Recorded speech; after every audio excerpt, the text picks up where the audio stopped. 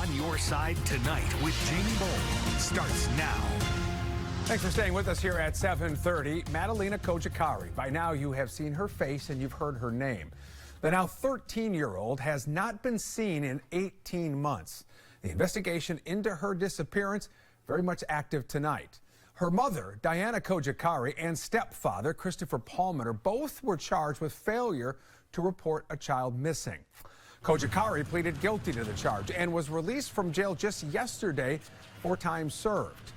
Palmer pleaded not guilty and he's been out on bond. Well, his trial began today with nearly 50 people walking into the Mecklenburg County Courthouse to be selected as potential jurors.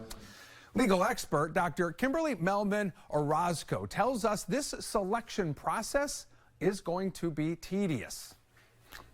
So you're talking about a case that has been covered at length by a variety of media sources, and that knowledge that has been obtained from the media might not necessarily be aligned with the facts and evidence of the case. And I know for this particular case, it's also complex because there's an ongoing investigation. Right. So there are certain facts that they might want to exclude, and that will definitely make it more complex. So as the prosecutors and the defense team kind of go over this, what are the red flags they're looking for? It depends on what their angle of the case is going to be. I think certainly things that will come up are personal relationships, whether they're prospective jurors that are also stepfathers, whether they're prospective jurors who have also had dating dynamics similar to the defendant in this case, where he, brought in a woman from overseas and her daughter to be in a relationship. Their religious background, their socioeconomic background, their education. I mean, all of these things can come into play. Is there an ideal juror in a case like this? I think as somebody who testifies often in both criminal and civil cases, I think the ideal juror for any case is somebody who is going to objectively and honestly look at the evidence without bias.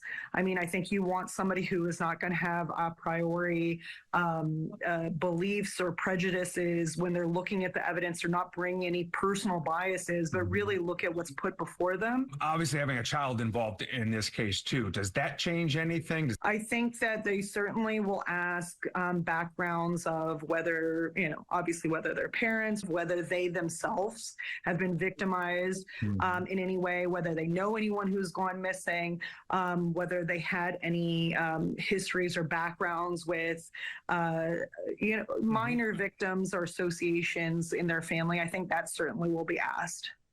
What are the stressors that these jurors will face being a high-profile case like this? When you have a vested interest from the public on what the outcome is, I think there's a lot of eyes on them. I think that they don't want to, I think any jury doesn't want to make the wrong decision or a decision that's inconsistent with how it's playing out in the media. And we've seen that in cases like Casey Anthony, where the jury was given a certain set of facts and had to make decisions based off of the information presented to them. And the rest of the public, while it was being disseminated, just did not necessarily come to the same conclusion and really questioned why they ruled or decided in that way. I mean, it's going to be a challenge to sequester and to not have any of the media coverage influence them. Will this make alternates important in this case, potentially?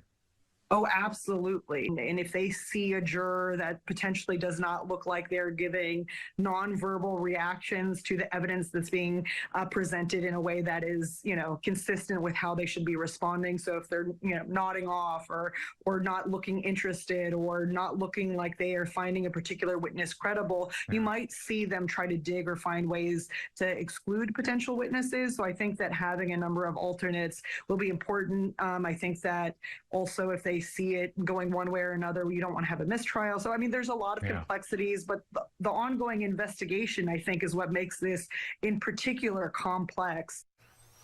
No question about it. Again, jury selection underway today. No jurors seated so far. That process resumes tomorrow morning. A lot of developments in this case, certainly in the last 18 months, and we have put together a comprehensive timeline to make sure you're up to speed on this case. Just head right now to WBTV.com. We're on your side tonight now with the cost of a full stomach. We hear and talk about it all the time. Nagging inflation has made a trip to the grocery store daunting at times. Picking and choosing what you can and cannot afford. For some of our neighbors, they just can't afford to feed their family, even those who are employed, those who have a job. If you combine North and South Carolina, more than 700,000 people right now depend on the Supplemental Nutrition Assistance Program for help to pay for the groceries. Program eligibility is based on your income, also the size of your family. You can see the chart here behind me. If you make around $2,400 a month, for example, you can receive almost $300 worth of SNAP benefits. For a family of 4, the monthly household income cannot be more than $5,000, which would amount to more than $900 in benefits. We introduced you to Liz Runge a few years ago. She told us without SNAP benefits, her family of 4 would have to come up with at least $700 to pay for food and special formula. Only my husband is able to work because I'm home with my disabled daughter all day. So for that reason, we have one person making all the income in our household, and it's been very difficult to make ends meet. Now, the SNAP program that helps Liz and her family took focus at a House hearing in Washington just today. The hearing comes just a day before House Republicans are slated to move on their version of the multi-year funding bill for the nation's food and agriculture. And some Democrats are arguing GOP proposals in that bill will call for cuts to the SNAP program. Karen Caifa joins us live tonight from Washington with more on this. So, Karen, walk us through this. Explain what's going on there on Capitol Hill. Yeah, Jamie, these conversations are ongoing as both the House and Senate negotiate their versions of the Farm Bill. The measure, which is passed roughly every 5 years or so, usually has a lot of bipartisan commonality underneath it because it is so important to the nation's farmers, to the nation's food supply, and to nutrition programs like SNAP. But this time around, there could be a showdown over these benefits that millions of families rely upon. Members of a House subcommittee Wednesday with different takes on the direction of the Federal Supplemental Nutrition Assistance Program, or SNAP. Republican Andy Harris of Maryland eyeing pilot programs that would implement dietary restrictions for recipients. The SNAP program is solely focused on providing calories rather than nutritious food. Democrats arguing benefits need to support food costs. Though it tells poor people what to eat, it does little to address the underlying challenges that we face in fighting hunger. The hearing as House Republicans look to move on their draft of the $1.5 trillion farm bill, which helps fund federal food and agriculture programs. The SNAP program shaping up as a hot topic in the bill's negotiations. The GOP bill would change the formula by which benefits are determined, a move Democrats have blasted as amounting to a $30 billion cut. The left-leaning research group, the Center on Budget and Policy Priorities, said GOP provisions open the door to policing of SNAP recipients' purchases. But proponents of pilots for possible standards for SNAP purchases argue they can improve overall health. Using SNAP to improve diet quality is a small part of what should be a broader policy approach. Meanwhile, a new analysis by the think tank the Urban Institute found SNAP benefits failed to cover the rising costs of moderately priced meals in at least 98% of U.S. counties during 2023. And as the House and the Senate negotiate among themselves and with each other about the Farm Bill, you can expect to hear these conversations ongoing about the SNAP program and also about some climate provisions that Democrats would like to see included. Jamie? Yeah, I want to ask you a little bit more about that. So SNAP benefits, again, just one part of this massive piece of multi-year legislation. I think you said 5 years. So what else is in this bill, and what kind of deadlines are we looking at here for lawmakers?